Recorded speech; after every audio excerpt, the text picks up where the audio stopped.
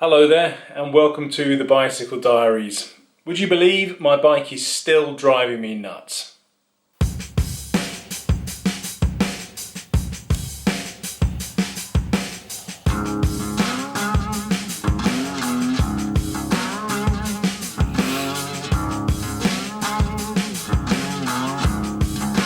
So would you believe, after endlessly fiddling with the turbo bike, raising the seat pin, lowering the seat pin, moving the seat forward, moving it back again, would you believe that it's still not right?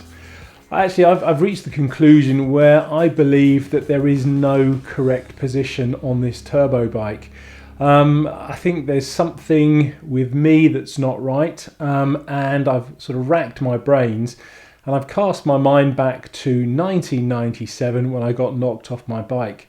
Long story short, I had a massive hematoma on my left buttock, and I believe that might have done something to my IT band, which shortened it, which is giving me some minor problems now. It's also dawned on me that I'm not really giving myself an opportunity to get used to any one position that I'm setting. So I've gone back to absolute basics. I've revisited my Blue Trek, which I know is perfect. I've taken the measurements from that, transferred them to the Turbo Trainer bike, and I've started riding that in that position, regardless of how it feels, and just allowing myself time to get used to it. So far, the riding hasn't been too bad. My right side feels pretty good, and as always, it's my left leg that's the problem. I keep wanting to face my foot out, and my knee wants to face out as well. And like I say, I think that has something to do with my IT band. Now, there could be some exercises that I can do with that to help with that, but I also think that I just need to get used to my position as it is on the Turbo Trainer bike right now.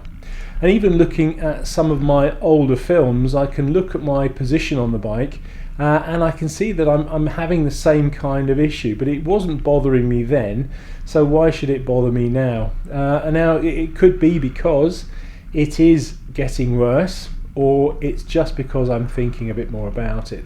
So I'm going to be a little optimistic and go with the second option. I also had a chat with one of my cycling chums about cleat positioning, and he came up with an absolutely fantastic idea. And he suggested that I loosen the bolts off on my left foot, put it into the pedal, and then move my foot so that it kind of felt as comfortable as possible. And then obviously with the bolts relatively loose, the cleat would move into the optimum position, and then slide my foot out of the shoe, mark it with a pencil, and then do the bolts up, and then hopefully the cleat will be in the optimum position for the foot configuration that I've got. So that's also what I've done. Thank you, Terry, for that.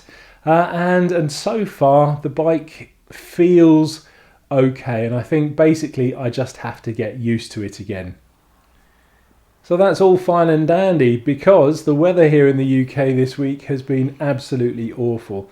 We started off with quite deep snow and fairly cold temperatures, so it was about -4 or 5, and then we ended the week with some torrential rain and really strong winds, so neither of those were any good for cycling. So basically I just did a lot of cycling on the turbo this week.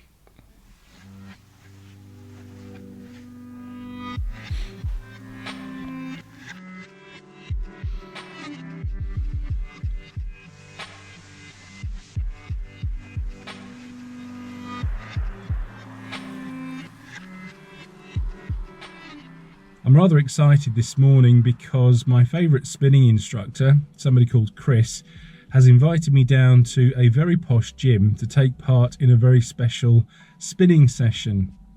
Now, you may remember that I go to my regular gym, and back in September I had 2 spinning instructors, both of them called Chris, one male, one female, and they're both pretty good, although the female one was very cycle specific. Now, unfortunately, she left in September and she now teaches at this very posh gym.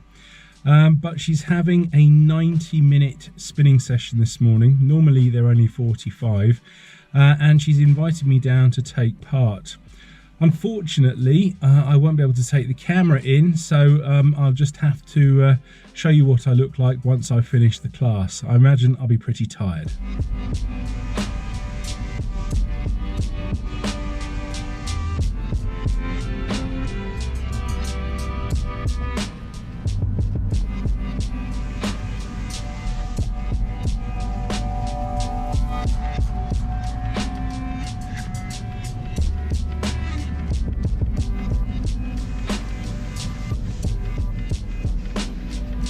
So here I am, I'm at the gym. We're right by the seaside. Now I don't really know what to expect from this class, but knowing Chris, it's going to be on heart rate and it's going to be absolutely fantastic.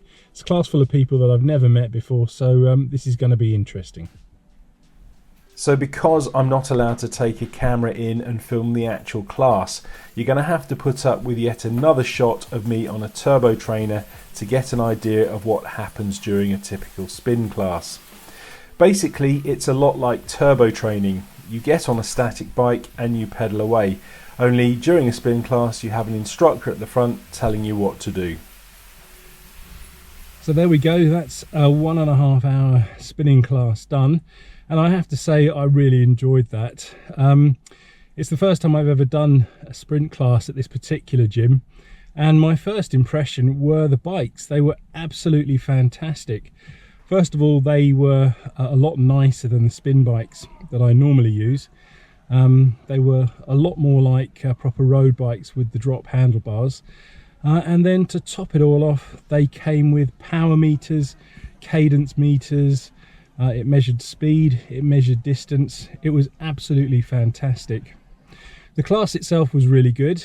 We started off with a 45-minute kind of warm-up where we were doing intervals, kind of endurance intervals, where we would have a period of recovery and then a period of effort that got increasingly longer. So it started at about 30 seconds.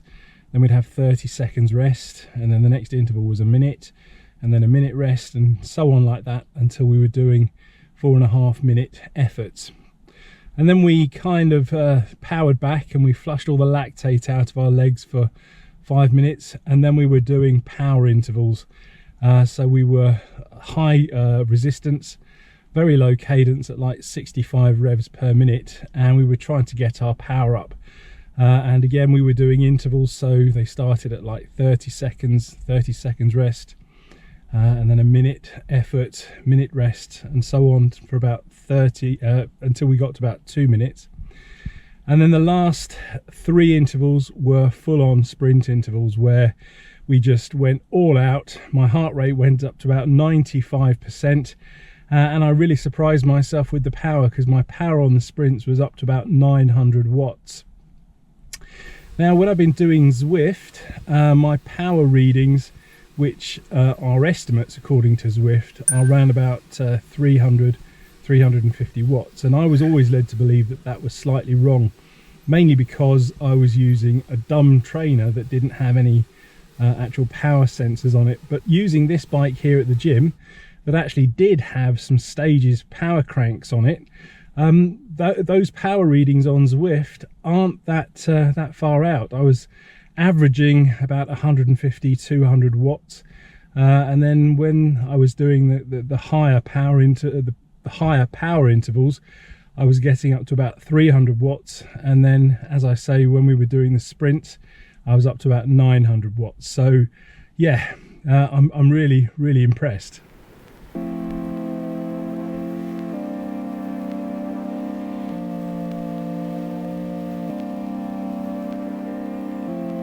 Now, despite having done all of my riding this month so far on either a turbo trainer or in a spinning class, I think I'm not doing too badly for the beginning of February. The Isle of Wight Randonnée is coming up. There's a good few weeks until that. That's at the beginning of May, so I've got plenty of time to train for that. And as I said last week, one of my intermediate goals will be to ride 100 kilometers by about mid-March time, so probably in about 5-6 weeks time. Now to do that I will have to go out onto the road, and I'm looking forward to the weather improving so that I can do that.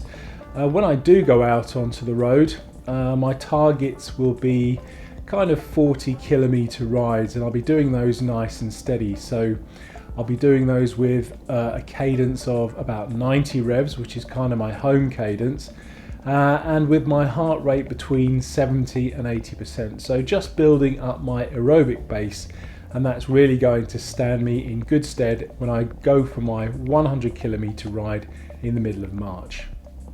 So are you training for a particular cycling event? If you are, please tell me all about it in the comments below.